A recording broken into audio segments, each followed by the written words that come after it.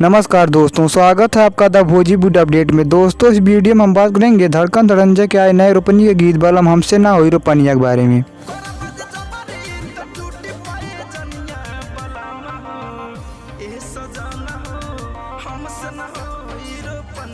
दोस्तों, इस गाने को लिखा है दिनेश यादव ने और गाने में अपना म्यूजिक दिया है पवन यादव ने। दोस्तों, इस गाने को यूट्यूब पर अंकिता फिल्म के ऑफिशियल चैनल पर रिलीज कर दिया गया है। आप जाकर इस गाने को सुन सकते हैं।